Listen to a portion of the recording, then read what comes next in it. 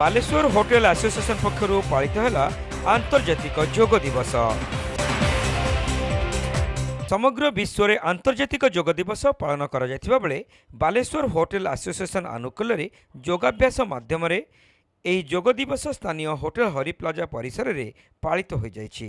Holistic healing योग शिक्षा केन्द्र सहयोग में अनुष्ठित कार्यक्रम में वरिष्ठ योग प्रशिक्षक सुजित कुमार जेना होटेल एसोसिएशन कर्मकर्ता एवं कर्मचारी उपस्थित व्यक्ति मानकु योगाभ्यास करने सह विभिन्न रोग पई आवश्यक योग और प्राणायाम करने संपर्क में प्रांजल भावे बुझाइतिले।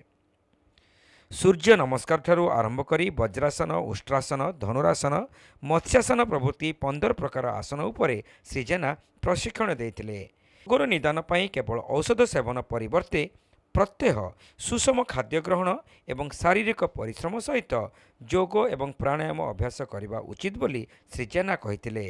ଏହି ଅବସରରେ ସକାଳେ ଉଭୟ ହୋଲିଷ୍ଟିକ୍ ହିଲିଂ ଯୋଗ ଶିକ୍ଷା କେନ୍ଦ୍ର ଏବଂ ବାଲେଶ୍ୱର ହୋଟେଲ ଆସୋସିଏସନର କର୍ମକର୍ତ୍ତା ଏବଂ ସଦସ୍ୟମାନେ ଯୋଗାଭ୍ୟାସ ସମ୍ପର୍କରେ ସଚେତନତା ସୃଷ୍ଟି ଉଦ୍ଦେଶ୍ୟରେ ଏକ ଶୋଭାଯାତ୍ରାରେ ସହର ପରିକ୍ରମା କରିଥିଲେ। ବାଲେଶ୍ୱର ହୋଟେଲ ଆସୋସିଏସନର ସଭାପତି ସରୋଜ ବଧନୱାଲା, ସମ୍ପାଦକ ଆଦର୍ଶ ଭଟ୍ଟର, କୋଷାଧ୍ୟକ୍ଷ ମନୋରଞ୍ଜନ ସାହୁ, ସଂଗ୍ରାମ ଦାସ, ବିପ୍ଳବ କୁମାର ମହାନ୍ତି, ବିଶ୍ୱଜିତ ପ୍ରମାଣିକ प्रमुख समस्त कार्य परिचालन में सक्रिय सहयोग करते।